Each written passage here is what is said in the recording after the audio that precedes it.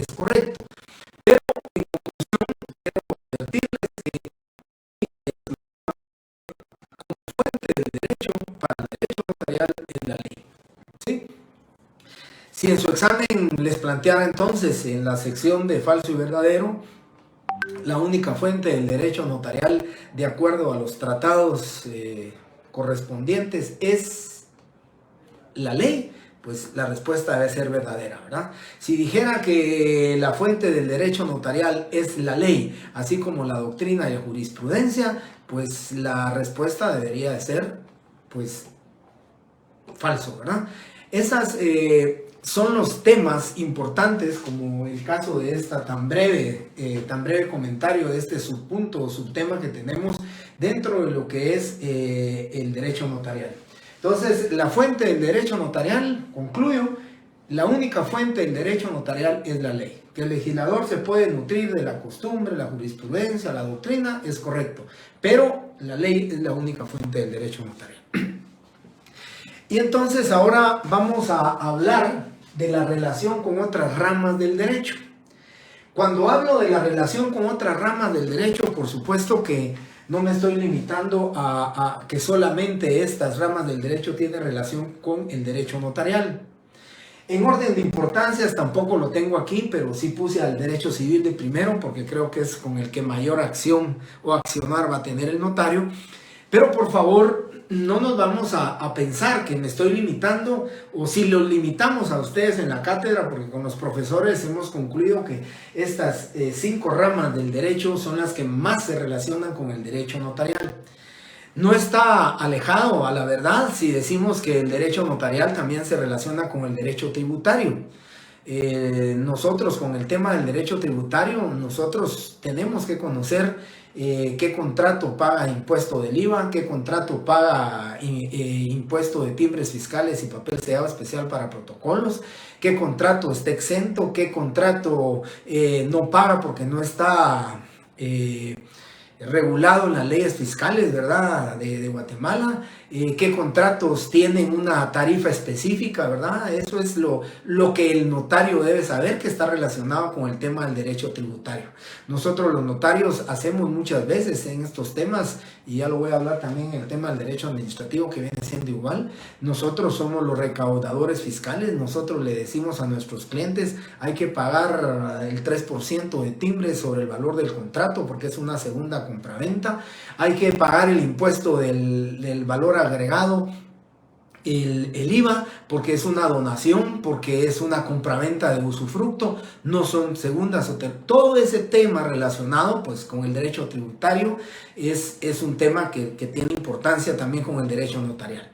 ¿Por qué no decirlo también con el derecho bancario, verdad? Con el derecho bancario tenemos bastante relación el notario. Nosotros somos los encargados de documentar, de autorizar los contratos de apertura de cuenta corriente, que es sencillamente las tarjetas de crédito que se hacen. Nosotros los notarios somos los que faccionamos los contratos de apertura de crédito con garantía hipotecaria, o contrato de crédito bancario con garantía fiduciaria o con garantía prendaria. Nosotros con las instituciones bancarias que también manejan el tema de los seguros, también estamos relacionados con ellos, ¿verdad? En el faccionamiento de instrumentos como sería una transacción, como sería un finiquito, pues todos esos temas que se van relacionando con el ejercicio del notariado, pues tienen temas importantes con relación a las otras ramas que el derecho notarial tiene su relación estrecha. Pero les vuelvo a repetir, consideramos que son las 5 ramas del derecho con la que mayor acción va a tener el notario. Y empiezo entonces con el derecho civil. Con el derecho civil, compañeros, pues su importancia en sus 5 libros. Me voy a reservar el libro número 4 cuando hablemos del derecho registral, pero en sus 5 libros el derecho civil puede demostrarnos, el contenido del Código Civil puede demostrarnos que su mayor y estrecha relación con otra rama del derecho es con el derecho civil. Es desde el principio, si ustedes miran en el tema del libro número 1 de las personas y de la familia, en el libro número 1 vamos a encontrar el accionar que tiene el notario. Y aquí se relaciona con la capacidad de ejercicio en el artículo 8, se adquiere por la mayoría de edad. ¿Quién sino el notario el que debe de calificar esa capacidad de ejercicio, esa mayoría de edad de la persona que va a comparecer, que va a otorgar un instrumento público, una escritura pública, que va a hacer constar o relacionar hechos en un acta notarial? Pues tiene que calificarse tal y como lo dice el artículo 5 del Código Civil, que dice: quien constante y públicamente utilice nombre distinto al que se encuentre inscrito en su partida de nacimiento o en el registro civil respectivo, podrá identificar su persona y lo hará constar en escritura pública, tal y como lo dice el artículo 5. Y digo, ¿quién es el único funcionario autorizado para faccionar y autorizar una escritura pública? Es el notario. Por eso, de la participación que va a tener el notario en estos temas del derecho civil. Luego, cuando hablamos ya de la familia, venimos con un tema muy importante como lo es el matrimonio, ¿verdad? Esa institución civil por medio de la cual un hombre y una mujer se unen con el ánimo de permanencia, el auxilio mutuo, la procreación, y eso se encuentra contenido. Y luego dice, creo que es el artículo 97, los funcionarios que pueden autorizar el matrimonio somos los notarios, los ministros de culto y los alcaldes y concejales. La Constitución Política, artículo 47, también nos faculta a nosotros, y ese es el tema del matrimonio. Y del matrimonio se genera el régimen económico del mismo, sus capitulaciones matrimoniales, cómo se cristaliza en el acta notarial del matrimonio o en la escritura pública. Y son obligatorias cuando el varón fuere extranjero y la mujer guatemalteca. Y esos temas son los que el notario tiene que conocer del derecho sustantivo civil para los efectos del faccionamiento de sus instrumentos. Viene el tema de la unión de hecho, que el notario la puede hacer constar en escritura pública o a través de un acta notarial. Viene el tema muy importante de la patria potestad. Nosotros los notarios tenemos que saber quién es el que va a ejercer la patria potestad para que pueda representar, para que pueda comparecer en ejercicio de la patria potestad un padre, la madre o un representante legal, ¿sí? Cuando hablamos y el contenido del mismo es actuamos en representación legal, pues es el notario, ¿verdad? Es el notario el que tiene que calificar esa representación legal. Pero aparte de calificar, también tiene que conocer y saber de la patria potestad que los padres no pueden disponer de los bienes de sus hijos menores de edad. Tiene que conocer eso el notario, porque el notario tendrá que calificar que la representación que se ejerce es suficiente de conformidad con la ley y a juicio de él. Y si un menor de edad es propietario de un bien inmueble, el padre sin autorización judicial, ¿sí?, previa, no puede disponer de esos bienes del menor de edad. Y así vamos a encontrar dentro de lo de la familia, las personas y la familia, vamos a encontrar importante actuación notarial, ¿sí?, bien estrecha con el tema del derecho civil. Y luego vamos con el libro número 2, ¿verdad? Los bienes y la propiedad. Aquí y demás derechos reales. Aquí viene el tema de los bienes. Viene el tema de la usucapión, ¿verdad? Viene el tema de la copropiedad, el tema de los linderos, el tema que vamos a ver sobre los derechos reales, la hipoteca, las cédulas hipotecarias, la prenda.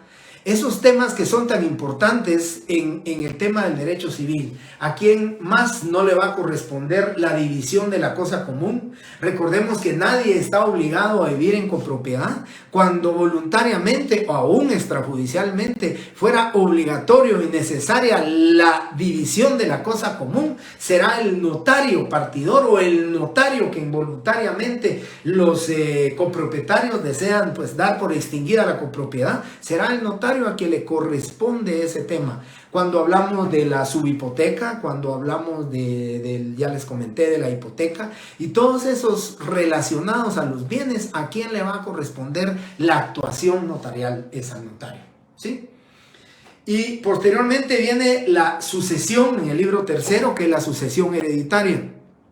Importante, ¿verdad? Libro tercero. Nosotros ahí tenemos participación estrecha. Ya lo vamos a ver en el procesal civil y mercantil cuando hablemos del tema de la sucesión hereditaria, o sea, la extrajudicial, o sea, la que lleva el notario, es ante el notario. Pero aquí la importancia de la sucesión hereditaria, recordarán ustedes cuando yo hablé del tema de... Cuando yo hablé sobre el tema de los testamentos y donaciones por causa de muerte, artículo 42, artículo 43, artículo 44, esos son los requisitos mínimos que debe contener un testamento, que debe contener una donación por causa de muerte. Heidi Lemos, muchas gracias. Yo dije que el 97, perdón, me equivoqué. Es el artículo 92 y el artículo 47 de la Constitución y el 92 del Código Civil, donde establece que funcionarios estamos autorizados y facultados para celebrar el matrimonio. Gracias, Heidi, por su comentario y por su observación que en este momento es muy oportuna. Les decía entonces, ese es el tema de la sucesión hereditaria. El notario tiene que conocer, ¿verdad?, los testamentos común, el abierto y el cerrado. Ya lo platicamos en el tema del abierto y el cerrado.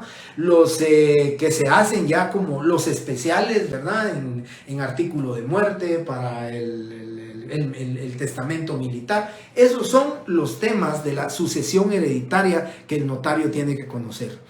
La importancia de ese artículo 977, si no estoy mal, les verifico ahorita el artículo 977 que dice: es nulo el testamento que se otorga sin la observancia de las solemnidades esenciales que la ley establece. ¿Qué significa ese tema tan importante, compañeros, en el tema de la sucesión hereditaria?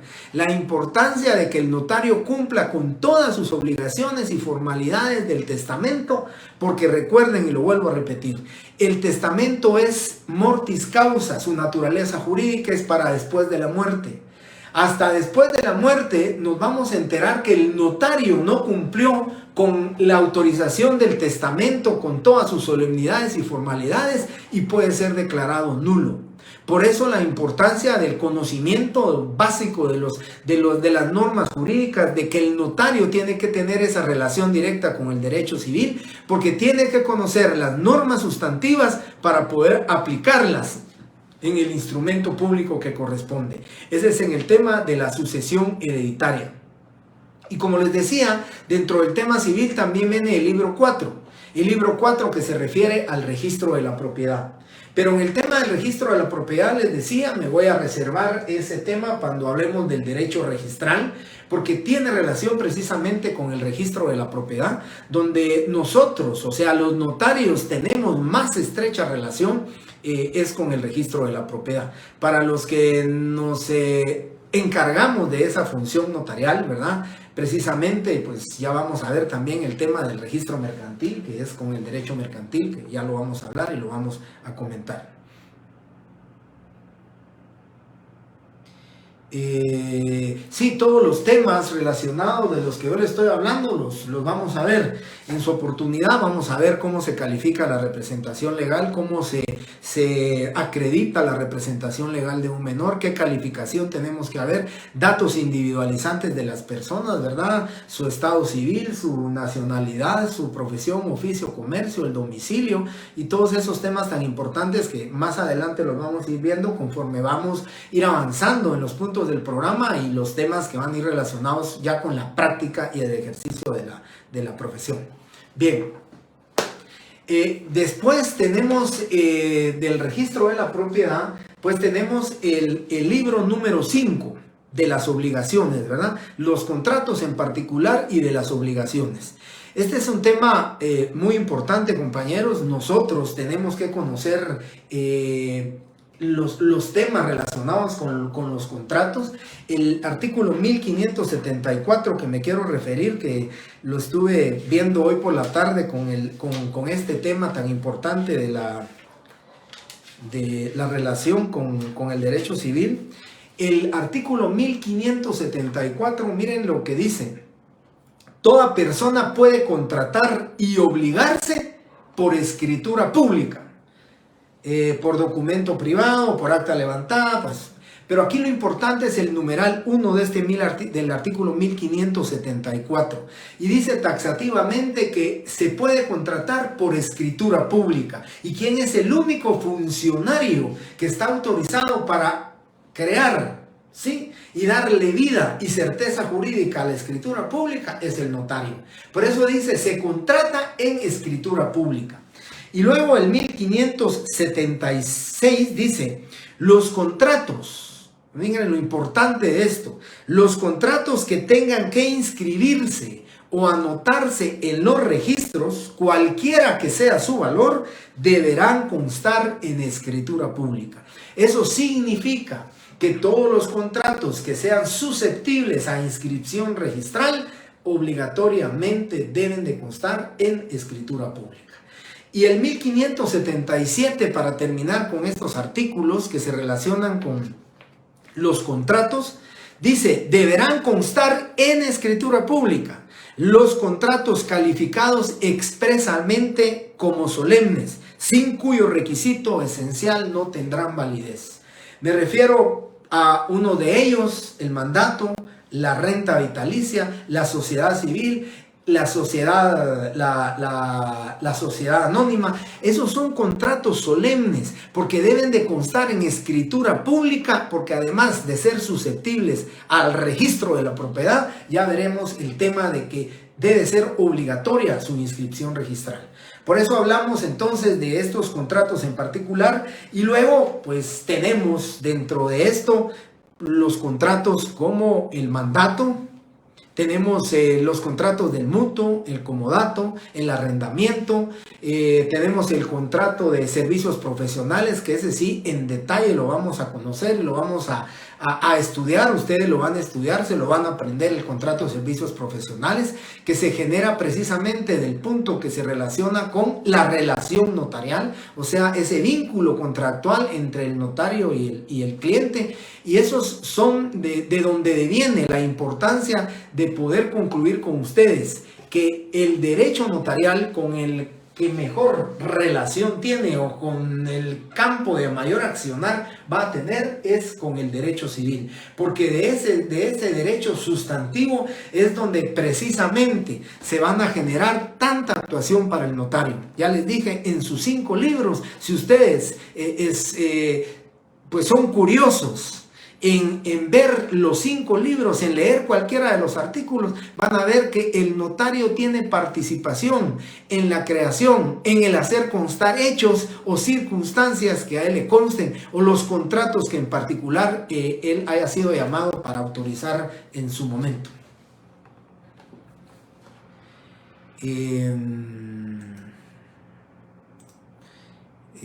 Karen Gaitán, ¿cuáles son los contratos expresados solemnes? Los contratos, de acuerdo a lo que yo les decía en 1577, les digo, todos aquellos que deben de constar en escritura pública se les denomina contratos solemnes. El mandato, la sociedad civil, la sociedad anónima, la renta vitalicia. Y miren ustedes, en la ley del RIC, o sea, el Registro de Información Catastral, cualquier desmembración, cualquier fraccionamiento de inmuebles, dice, debe de constar en escritura pública como requisito para su validez. Y entonces aquí tendríamos que aplicar precisamente el tema del 1577, cuando dice, deberán constar en escritura pública los contratos calificados expresamente como solemnes. ¿Y qué significa calificados expresamente como solemnes? Significa, ¿sí?, que como requisito para su validez es que deben de constar en escritura pública. El mandato debe de constar en escritura pública, es obligatorio inscribirlo en el registro electrónico de poderes de la Corte Suprema de Justicia, y como es susceptible a registro, debe de constar en escritura pública. 1576, el artículo anterior que ya les había mencionado. Por eso, compañeros, les digo la relación estrecha que tiene el derecho civil con el derecho notarial. Nosotros los notarios, de verdad, nosotros los notarios debemos de conocer el contenido de cada uno de los artículos que se refiere a esas normas sustantivas del derecho civil. Y ya les dije desde dónde, desde las personas, la familia, los bienes, derechos reales de garantía, derechos reales de goce, todo eso le corresponde, el uso, la habitación, el usufructo. Eso, ¿cómo se constituye el usufructo? ¿Cómo se constituye la habitación? El uso, pues se va a constituir a través del contrato. Y los contratos deben de, si va a ser un usufructo sobre el bien inmueble, lógicamente, pues tiene que constituirse en escritura pública, porque tiene que inscribirse y tiene que hacerse su anotación correspondiente en el registro de la propiedad. Por eso concluyo, compañeros, en decirles, la mayor relación con otra rama del derecho la va a tener con el derecho civil. Por eso es tan importante que conozcan ustedes los 5 libros y lógicamente pues con sus 4 civiles que han llevado, ustedes pues creo que ya conocen el tema de derecho sustantivo civil. Y luego, compañeros, tenemos la relación con el derecho mercantil. Yo les comentaba en la otra sección que en la institución o en la inmobiliaria donde yo asesoro, donde presto la asesoría jurídica, tenemos una división de derecho notarial y una división de derecho mercantil. O sea, tenemos la división de la rama mercantil y de la rama notarial. Y entonces yo me relaciono más con los temas de derecho notarial que con el derecho mercantil, pero lógicamente nosotros los notarios tenemos que tener el conocimiento que nos relacionamos mucho con el derecho mercantil. ¿Qué notario no ha sido requerido para la constitución de una sociedad anónima? Y su requisito para la validez, su requisito para su inscripción registral es que debe de constar en escritura pública. Y desde ahí, desde el artículo 17 del Código de Comercio, ya nos dan participación a nosotros como notarios y dice el testimonio de la escritura constitutiva. Y repito, cuando escuchamos nosotros escritura matriz, escritura pública, el único funcionario que está autorizado y que está facultado legalmente para crear la escritura pública es el notario. Y es que entonces aquí lo dice el artículo 17, el testimonio de la escritura constitutiva y el de ampliación o sus modificaciones deberá presentarse en el registro mercantil dentro del mes siguiente a la fecha de la escritura. Eso significa, compañeros, la obligatoriedad que tenemos nosotros los notarios del cumplimiento de esa obligación que se va a generar por la creación de una sociedad anónima. Y luego viene la participación que nosotros tenemos también cuando creamos un acta notarial. Y vean lo que dice, formalidad de las actas en las asambleas. Cuando por cualquier circunstancia no pudiere asentarse el acta de una asamblea en el libro respectivo, se levantará ante notario. Hay una modificación actualmente que ahora es obligatorio que esa acta notarial forme parte del libro de las actas de asamblea de los accionistas. Anteriormente el acta notarial se faccionaba, se hacía y pues podía quedar en el olvido o podía extraviarse. Ahora es obligación de los socios que esa acta notarial que el notario faccione debe de ser guardada en los libros respectivos. Y también en el tema de las asambleas, nosotros los notarios estamos facultados para presidir las asambleas de accionistas, sean totalitarias, ordinarias, extraordinarias. Dice, actuará como secretario de la asamblea el del consejo de administración o un notario. Artículo 147 del Código de Comercio. Y también saben ustedes que para los nombramientos de representantes legales, presidentes del Consejo de Administración, gerente general, administradores únicos, los que estamos facultados para hacer constar el nombramiento de un representante legal de cualquiera de las personas jurídicas colectivas, entiéndase una sociedad anónima, una asociación civil, una asociación de vecinos, una cooperativa, todos esos, sí, representantes legales, quien los hará constar en acta notarial. Su nombramiento deberá ser el notario. La relación que va a tener con el tema del derecho mercantil.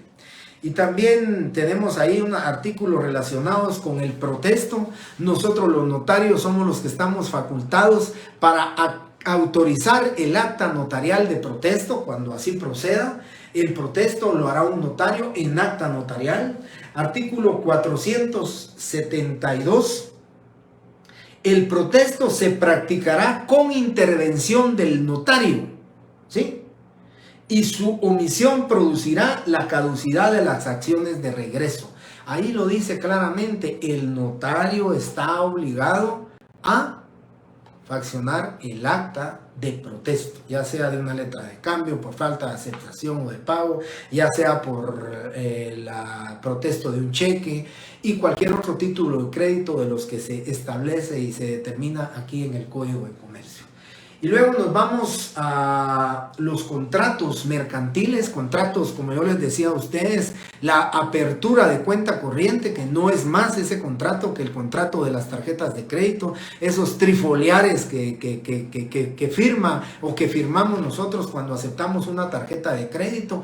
La función o actuación notarial se limita exclusivamente en esos trifoliares a legalizar la firma del usuario o del tarjetaviente, como le denominan, y del emisor de la tarjeta, que es la institución bancaria que presta esto. Tenemos también el tema de los contratos de edición, del contrato de hospedaje, del contrato de transporte y todos esos contratos que están contenidos en el Código de Comercio, que ustedes deberán saber que es el notario el que, a través del faccionamiento de las escrituras públicas que corresponden, es el que va a darle vida jurídica a esas declaraciones de voluntad. Por eso, entonces, también hablo del derecho mercantil, esa relación que tiene. No sé a qué artículo Claudia se refería. El 472, que es el que se refiere al tema del protesto, del protesto, ¿verdad? Donde yo les dije que había participación del notario, es correcto. Y luego el contrato de arrendamiento está contenido en el Código Civil, ¿sí? El de apertura de cuenta corriente es el que está contenido en el Código de Comercio, que les decía a ustedes, que es el contrato de la tarjeta de crédito, que es una apertura de cuenta corriente, ¿verdad? Así que el contrato de arrendamiento, Luding, ese es del Código Civil, y el contrato de apertura de cuenta corriente sí lo tenemos aquí en el Código de Comercio. El contrato de seguro también, ¿verdad? Es un contrato que lógicamente el notario, ¿verdad?, tendrá participación directa con el tema de las instituciones privadas que se dedican a los seguros. Bien, ya me refirieron el 472, que les decía a ustedes, tiene relación con el contenido del protesto. Y ahora voy a hablar de la relación con el derecho administrativo. Fíjense que con el tema del derecho administrativo es la obligación que tiene el notario de informar a las instituciones, a todo ese engranaje estatal, las instituciones públicas, la obligación que tiene el notario de informarle sobre el cambio de las titularidades de los derechos que se van dando en cada una de las instituciones. Entiéndase el tema más importante, y yo lo decía en la otra clase, el tema de la Dirección de Catastro y Avalúo de Bienes Inmuebles, que aquí esta dirección pretende tener pues concentrada, y digo, la mayor información con respecto a los bienes que cada una de las personas tenga, o la cantidad de bienes que cada una de las personas tenga, con su valor declarado en matrícula fiscal, para los efectos, lógicamente, en el tema la Dirección de Catastro y Avalúo de Bienes Inmuebles, como el tema del derecho administrativo, es básicamente para poder llevar el control de todas las personas que tienen sus bienes inmuebles, y además el poder, todos lo saben, el poder extender la carencia de bienes.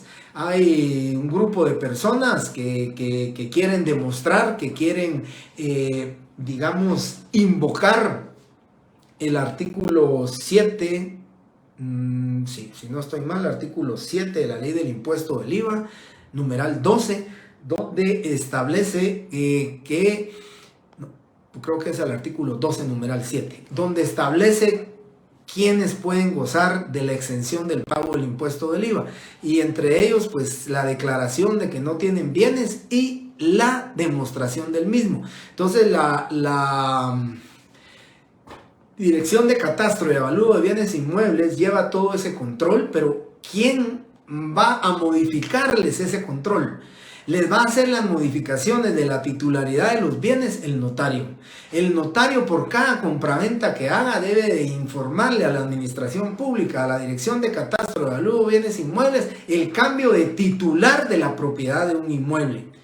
Y también recuérdense ustedes, hace unos años atrás, desde hace unos años atrás, las municipalidades son las que cobran ese impuesto único, el impuesto único sobre inmuebles, el YUSI, y a ellos también les corresponde recibir los avisos notariales de los cambios de la titularidad de cada una de las matrículas fiscales, porque a quien le interesa es quien se ha desprendido de ese bien, quien ha vendido ese bien, le interesa que se dé el aviso que corresponde para que sea descargada de su matrícula fiscal ese bien inmueble y no le sigan cobrando el impuesto del YUSI que le corresponde. Las inmobiliarias son muy celosas en solicitarle, y si ustedes quieren, en alguno de los casos, en obligar a los notarios a que den los avisos correspondientes de las compraventas de las fincas filiales o de los apartamentos, cuando estamos hablando de la propiedad horizontalmente dividida, cuando estamos hablando de los residenciales o las notificaciones. Porque si una inmobiliaria es propietaria de un inmueble que lo fraccionó en 300 terrenos para hacer 300 casas, los nuevos propietarios deberán ser, a través de los avisos notariales, como obligación dentro del derecho administrativo que tiene el notario, deberán de descargarle a esa inmobiliaria las 300 casas para que ya no le sigan cobrando a ellos el impuesto único sobre inmueble. Esa es la importancia, vital importancia para la administración pública, que el notario pues obligatoriamente cumpla con sus responsabilidades. Yo decía en la otra sección, dentro de un congreso, que el tema era la ética notarial. Se decía en las conclusiones que el notario debe ser ético para con sus colegas, para con sus clientes, pero especialmente para con la administración pública. ¿Y de dónde viene esa responsabilidad y esa ética? Es el cumplimiento de darle la información en tiempo y debida información a la administración pública del cambio de todo lo que suceda, ¿verdad? La EMPAUA, ¿verdad?, también necesita que se le dé el aviso correspondiente para que haga cambio de titular del propietario de un tercio o una media paja de agua. Así es, Eric Chávez, creo que sí, ahí vamos, Eric Chávez. Son los deberes que tiene ante la administración pública. Pues le agregaría, son los deberes de informarle a la administración pública de todas las obligaciones que se le generan a él por el fraccionamiento y autorización de los instrumentos públicos. Eso es precisamente la relación que va a tener con el derecho administrativo. Y yo decía también que la relación del derecho administrativo, ese triángulo administrativo, tributario y notarial. Porque en el tema del derecho administrativo somos nosotros los notarios los que enteramos los impuestos que corresponden en la Superintendencia de Administración Tributaria. Nosotros recaudamos, nosotros sabemos qué contrato paga el impuesto del IVA, qué contrato paga el impuesto del 3% del timbres, y entonces somos nosotros los obligados a enterarle a la SAT y ellos de darnos la constancia del pago del impuesto para que se pueda generar el documento que corresponde y poderlo inscribir en el registro. No, recuérdense que ese es un tema de ética profesional, la responsabilidad del notario de no quedarse con los impuestos, ¿verdad? De no decirle a sus clientes que es más alto o que tiene que pagar más impuesto. Es una responsabilidad dentro del derecho administrativo el cumplimiento del notario de enterar en la SAT los impuestos que él recauda correspondientemente.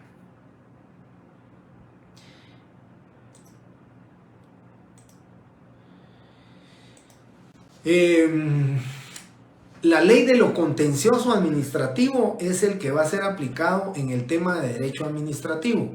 Es la ley de lo contencioso administrativo. Esa es la aplicación para el tema del derecho administrativo, ¿verdad? Los recursos que corresponden dentro del tema del derecho administrativo los van a encontrar ustedes ahí en esta ley que les refiero, ¿verdad? Ley de lo contencioso administrativo. A los apartamentos también se les cobra ese impuesto, por supuesto. Por supuesto. Solo para que imaginen. La compañía o la inmobiliaria que va a construir una torre de apartamentos, que va a tener 20 apartamentos en 10 niveles, 2 apartamentos por nivel. El inmueble, o sea, la porción de terreno sobre la cual se va a construir tiene una cantidad valorada y ese es el valor matrícula fiscal. Pero cuando se empiezan a vender los apartamentos, lo que le interesa a la inmobiliaria es que le vayan descargando a él de la matrícula que le corresponde cada uno de los apartamentos que se van vendiendo. Y como eso se inscribe en el libro de la propiedad horizontal, entonces lo que va ocurriendo es que conforme se vayan vendiendo, se van a ir descargando, porque el propietario del apartamento 1B, ¿sí?, será obligado a pagar el impuesto que a él le corresponde como propietario del mismo. Es como, piensen ustedes, es como que fuera una casa, como que fuera un inmueble. Lo único que aquí se le denomina, pues, propiedad horizontalmente dividida. Pero realmente lo que él tiene es una porción, ¿sí? Alícuota lo que le va a corresponder. No va a tener porción de terreno, a menos del primer nivel, ¿verdad? Los dos primeros apartamentos, el 1A y el 1B, primer nivel, pues ellos sí estarán asentados sobre tierra, pero el segundo nivel en adelante, eso es tema de la propiedad horizontal. Pero sí, siempre se tiene que pagar impuesto al valor agregado de cada uno de los apartamentos que corresponden. Bien. Y por último, en el derecho registral, por último, ¿verdad? Me falta uno más. En el tema del derecho registral, hace un rato, hace unos 15 minutos les dije que me iba a reservar platicar del libro número 4 del Código Civil, que es el registro de la propiedad, por el tema del derecho registral. Fíjense que en el tema del derecho registral nosotros tenemos mucha relación con el derecho registral. Estamos obligados a inscribir en el registro de la propiedad todos los contratos, sí, que sean susceptibles a registro. Hay principios del derecho registral muy importantes, principios que se van, digamos, entrelazando con el ejercicio del derecho notarial, tales como el primero en registro es el primero en derecho. El primer testimonio de escritura pública que se presenta en el registro de la propiedad, que viene un segundo, y por esa razón es que se pone hora de ingreso del documento. Por el principio de primero en registro es primero en derecho. Si un testimonio entra a las 10:25 y el otro entra a las 10:26, el primero de los que se deben de registrar y el primero en derecho va a ser el primero en registro. Y ese es un tema particularmente importante para nosotros los notarios, porque tenemos la obligación de mandar los testimonios correspondientes a su inscripción registral, de tal manera que la importancia que tiene de lo más inmediato, con la mayor celeridad de poder ingresar los testimonios correspondientes. Y hay un artículo muy importante en el tema del registro de la propiedad, 1129, aquí los compañeros, sí, Eric, si es en cuanto al derecho administrativo y el derecho notarial, los dos persiguen la seguridad jurídica. Bien, me quiero referir a aquí lo replican algunos compañeros, si me hacen favor para que les quede claro, 1129 del Código Civil, que se refiere a los temas relacionados al registro de la propiedad. Dice: en ningún tribunal ni oficina pública se admitirán escrituras ni documentos sujetos a inscripción que no hubieran sido razonados por el registrador. ¿Qué significa esto, compañeros? Que nosotros los notarios estamos obligados a que todo contrato contenido en escritura pública que sea sujeto a inscripción registral no va a ser recibido y admitido en tribunales o instituciones públicas si no llevan la razón del registrador donde se inscribió. Y de esa cuenta también en el Código Civil se los decía a ustedes que todos los documentos que deben inscribirse en los registros públicos deben de constar en la escritura pública. Entonces, esa es la importancia en el derecho registral. Tenemos también el principio del tracto sucesivo en el derecho registral, ¿verdad? Ese principio del tracto sucesivo, que la segunda inscripción de dominio tiene que tener su antecedente, tiene que tener la importancia registral del número 1, el 3 del número 2, el 4 del número 3, su inscripción 5 del número 4, y ese es el principio del tracto sucesivo. Un principio del tracto sucesivo de importancia para el ejercicio nuestro, para el ejercicio de nosotros los notarios, el conocimiento de ese tracto sucesivo, porque nosotros estamos obligados ¿a qué? A verificar en los libros correspondientes, en esos folios reales ahora electrónicos, verificar el estado de la finca, si tiene hipoteca, si está libre de gravámenes, anotaciones judiciales, si la finca todavía tiene área para poderle desmembrar un par de fracciones más, si ya se desmembraron más de las fracciones que establece la ley sin la licencia municipal correspondiente. Todos esos aspectos registrales los tiene que conocer el notario y los tiene que ir a calificar, tiene que ir a estudiar la finca. ¿Sí? Es importantísimo que el estudio de la finca no se limite a ver la primera y la última inscripción de dominio.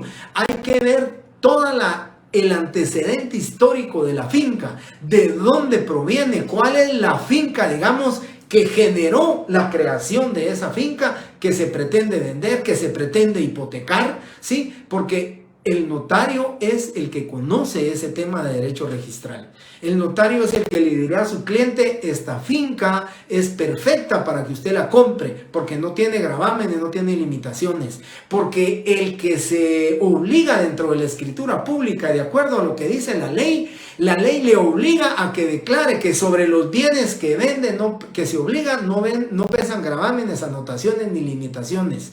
Y esa declaración va a ser producto de la instrucción y de la dirección que su notario le diga: esa finca la puede vender, esa finca la puede comprar, porque no tiene limitaciones, gravámenes ni anotaciones que le puedan perjudicar a usted sus derechos como comprador o que le vaya a perjudicar como vendedor para los temas efectivos del saneamiento por vicios ocultos o el saneamiento por evicción.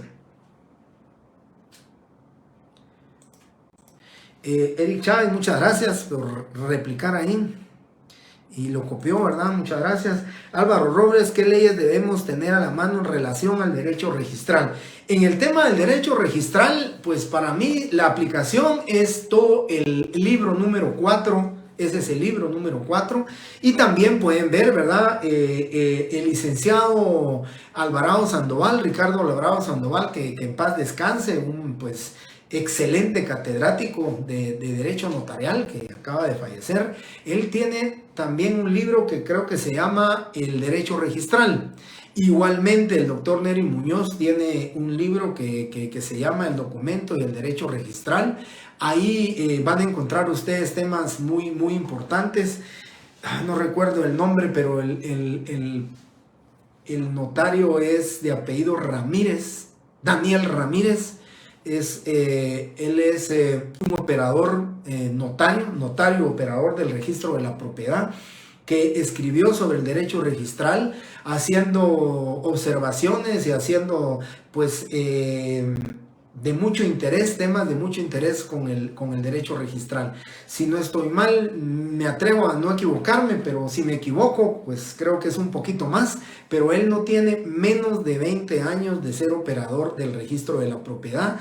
Que valga esta palabra, ¿verdad? Con mucha propiedad. Daniel Ramírez escribe estos temas relacionados con el derecho registral.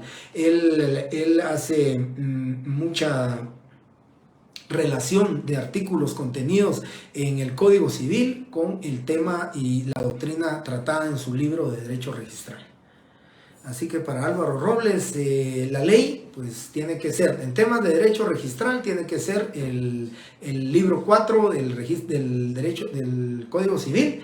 Pero si usted quiere pues ahondar más sobre el tema de derecho registral, pues le propongo esos tres autores: Ricardo Alvarado Sandoval, doctor Neri Roberto Muñoz y Daniel Ubaldo Ramírez. Si no estoy mal, para los que ya les gusta el fútbol, había un portero de Argentina, creo que se llamaba Daniel Ubaldo Fillol, pero él creo que tiene ese nombre, Daniel Ubaldo Ramírez, de aquí del registro de la propiedad. Así que ese comentario les hago. Y por último voy a terminar con el derecho procesal civil y mercantil. También tenemos mucha relación con temas de derecho adjetivo, ¿verdad? Con normas de procedimiento. Me voy a referir a unos artículos del Código Procesal Civil y Mercantil. Pero también quiero comentarles el decreto 54-77, que no me equivoco en decir, hace un par de días también falleció el doctor Mario Aguirre Godoy. Creo que ustedes lo conocen, él es autor de muchos libros. Participó en la creación del Código Civil de Guatemala y también generó muchas conclusiones y generó aspectos muy relevantes para la creación del decreto 54-77, que es los asuntos de jurisdicción voluntaria tramitados en sede notarial. Esos son aspectos que, les digo, cobra relevancia para el ejercicio del derecho notarial, porque son temas que están contenidos en el Código Procesal Civil y Mercantil, pero que además están contenidos, pues con mucha igualdad, están contenidos en el decreto 54-77 del Congreso de la República, que, repito, son los asuntos de jurisdicción voluntaria que deben de ser tramitados en sede notarial. Y eso se refiere a patrimonio familiar, constitución de patrimonio familiar, determinación de edad, disposición para gravamen y bienes de menores de edad e incapacitados, la ausencia, el reconocimiento de preñez y parto. Esos son rectificaciones de partidas de nacimiento. Esos son algunos temas relacionados con el Código Procesal Civil y Mercantil, que también ahí se encuentra. Y luego me refiero al artículo 35 del Código Procesal Civil y Mercantil, que establece que el juez, a instancia de parte, podrá encomendar a un notario la realización de determinados actos, incluso notificaciones y discernimientos. ¿Sí?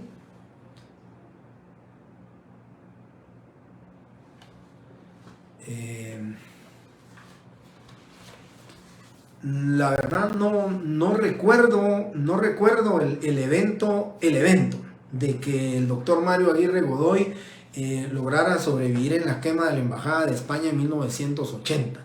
Lo que sí recuerdo fue ese evento de la quema de la Embajada, sí lo recuerdo. Un par de compañeros míos pues estábamos en tal vez tercer o cuarto año de derecho, un par de compañeros míos sí estuvieron ahí en la quema de la Embajada y que pues, desafortunadamente ahí perdieron la vida. Pero la verdad no sabía ese evento, pero muchas gracias por recordarlo, ¿verdad? De esta situación del doctor Mario Aguirre Godoy. Bien, y luego tenemos otro artículo muy importante de las notificaciones. ¿Se recuerdan el 35? Acabo de hacerle referencia a este tema. Y luego tenemos el artículo 71 del Código Civil, del Código Procesal Civil. Cuando la notificación se haga por notario, el juez entregará a este original y copias de la solicitud o memorial y de la resolución correspondiente. Esa es la importancia de este artículo, que nosotros los notarios podemos tener participación en las notificaciones. El mismo artículo 71 lo refiere de esa manera. Y otro artículo que no voy a ahondar mucho porque este es un tema del proceso civil. Este es un tema que su profesor, el licenciado Giovanni Orellana, les va a profundizar, se los va a dar pues muy acertadamente estos temas, pero quiero referirme al artículo 324, que esto va a ser producto de una ejecución en vía de apremio cuando se ejecuta una hipoteca.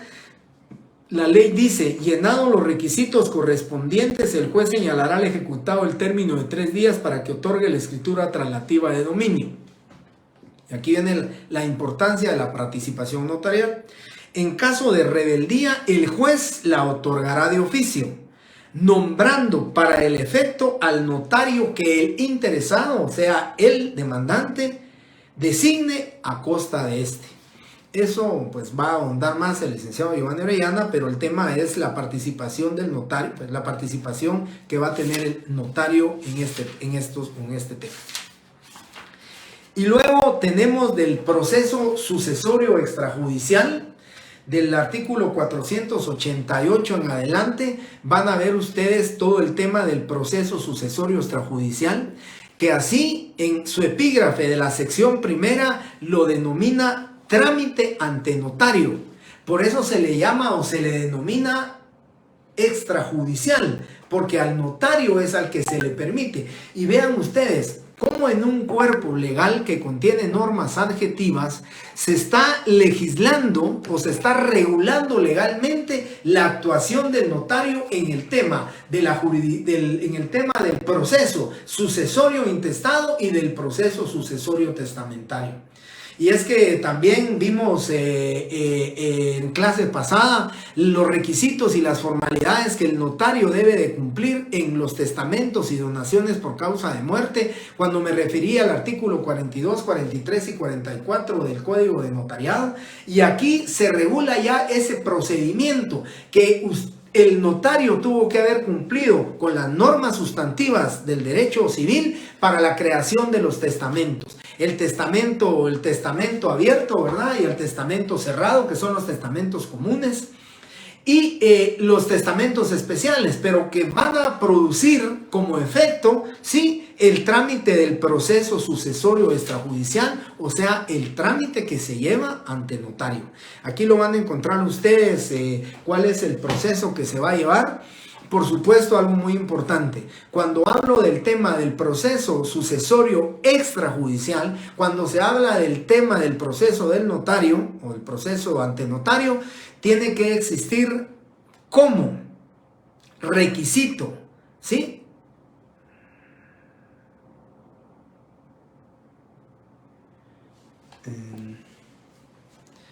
Ya es electrónico, si no, Gerardo Sánchez, ya es electrónico, bueno, no sé. El artículo que acabo de mencionar, si es con relación al proceso sucesorio, ¿verdad? Es el artículo 488 en adelante, donde van a encontrar ustedes todo lo relacionado al proceso extrajudicial. Pero les decía, para que proceda un proceso extrajudicial, o sea, para que proceda el sucesorio ante notario, sí, obligatoriamente, compañeros, se debe cumplir con la primera característica del derecho notarial, y ustedes ya la saben, sí, que se actúe dentro de la llamada fase normal del derecho, en donde no existen conflictos subjetivos, derechos subjetivos en conflicto. ¿Por qué razón? Porque el notario va a poder actuar si los presuntos herederos se encuentran de acuerdo. Con uno de ellos que no esté de acuerdo, pues se abre la litis, se inicia el litigio y eso le corresponderá a un juez. Ya no habrá proceso extrajudicial, ya no habrá participación notarial. Gerardo Sánchez, ya es electrónico la pregunta, si me la puede ampliar aquí, con mucho gusto la podemos comentar. Bien, y termino entonces, concluyo con este derecho procesal civil, con otras ramas del derecho. Solamente no creo que me dé tiempo, creo que ¿qué?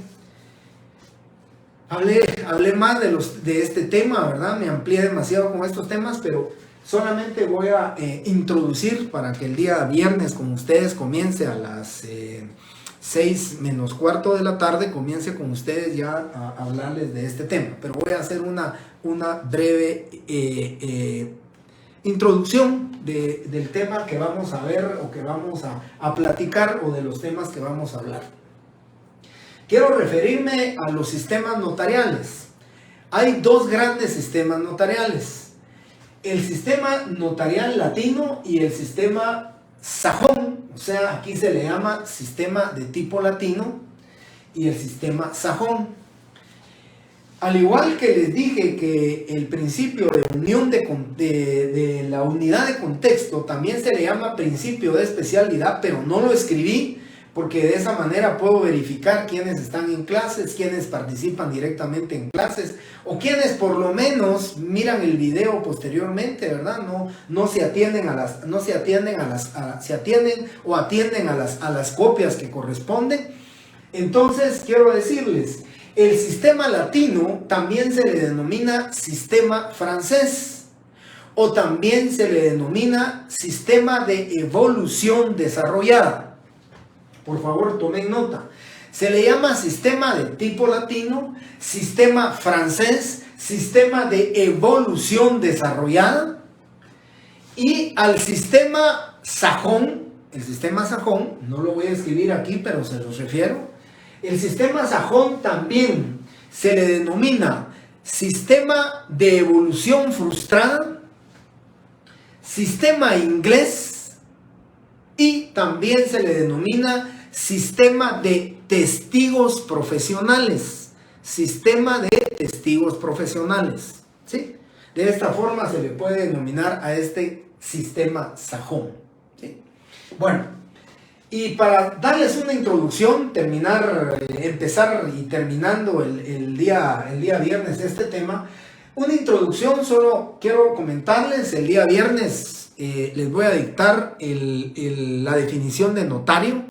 Luego la vamos a analizar, la definición de notario, para concluir con ustedes y poderles decir claramente, ¿sí?, que esa definición de notario que fue autorizada en el primer Congreso de la Unión Internacional del Notariado Latino en el año 1957, con sede en Buenos Aires, es una definición que cae como un traje a la medida o como anillo al dedo para el ejercicio del notario latino en el sistema notarial guatemalteco.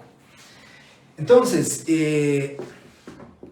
Brenda Martínez, no sé qué es el tema que quisiera que le repitiera, si es lo relacionado todavía con este tema o si ya es lo que estamos hablando ahorita de latino. Si es esto, lo vuelvo a repetir, el latino se le denomina también sistema francés, se le denomina también sistema de evolución desarrollada, ya lo explicaré por qué le denominan así. Se le denomina también, y al sistema sajón se le denomina sistema inglés, sistema de evolución frustrada, y también se le denomina sistema de testigos profesionales. Ya cuando les explique cada uno de esos van a entender ustedes por qué se le denomina así a ellos. Quiero concluir diciéndoles, compañeros, no estoy seguro, compañeros, les dije que era 1957, pero sí recuerdo que fue en los años 1950 en adelante. Fue el primer congreso de la Unión Internacional del Notariado Latino en Buenos Aires, pero déjenme chequearlo y el día viernes yo le doy con certeza el año. Pero fue en Buenos Aires, en el primer congreso de la Unión Internacional del Notariado Latino.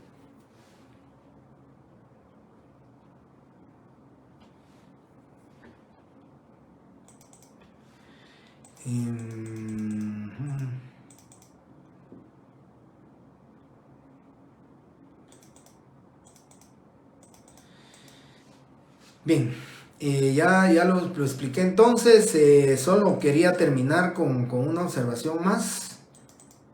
Em, creo que Carmen nos está haciendo favor aquí.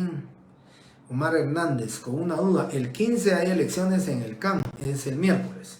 Si hay segunda vuelta, si hubiera segunda vuelta, yo estoy enterado que seguiría el siguiente miércoles, que no nos afecta a nosotros en nada con las clases. Las urnas, si no estoy mal, las cierran a las 6 de la tarde. Nuestra clase comienza a las 6 menos cuarto de la tarde. Yo, pues cumpliendo con mi obligación de votar, pues iría a votar temprano. No tenemos ningún, digamos, obstáculo para que aún que se repitieran las elecciones o aún que hubiera segunda vuelta, no tenemos pues ningún obstáculo para suspender clases. Sistema latino, también se le da masajón. Sí, gracias. Carmen, usted está replicando aquí lo dicho en clase para que ustedes lo tomen nota. 952, no, gracias, Brenda. Bien. Ahí estamos entonces.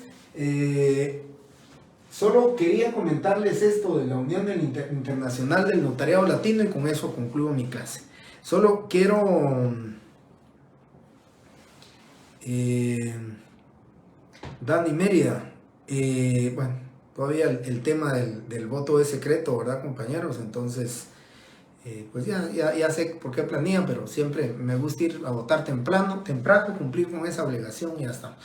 Les quería comentar entonces lo último.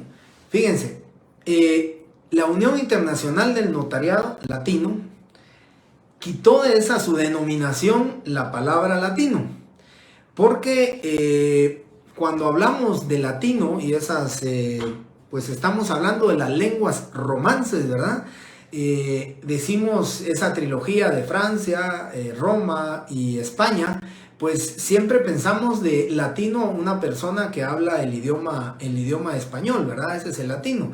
Pero recuérdense que si hablamos de Latinoamérica, está Brasil, que habla el portugués, y entonces en la Unión Internacional del Notariado Latino, ya hay muchos países que han adoptado el sistema de tipo latino del África, del continente asiático, Europa, Latinoamérica. Entonces la Unión Internacional, viendo este tema, pues le quitó la palabra latino y ahora única y exclusivamente se llama Unión Internacional del Notariado.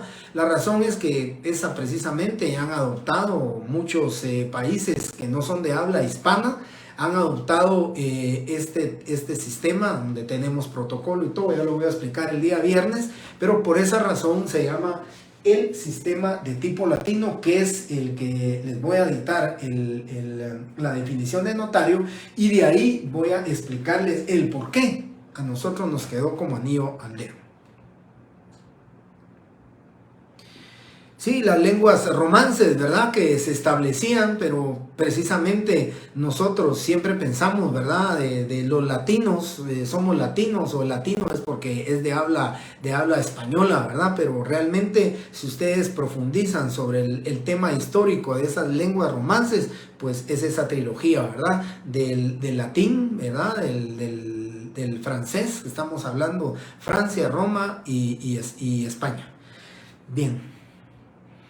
Le agradezco, Dulce, por su comentario. Muchísimas gracias, como siempre, compañeros. Les agradezco pues la participación en la clase. Ya vamos avanzando más sobre el tema, ya vamos a entrar a hablar de las leyes, ya vamos a entrar a hablar de otros temas, así que muchísimas gracias por su participación, muchísimas gracias por estar aquí. Les deseo muy buenas noches y primeramente Dios, estoy con ustedes nuevamente el día viernes a las 6 menos cuarto de la tarde. Muy feliz noche, bendiciones.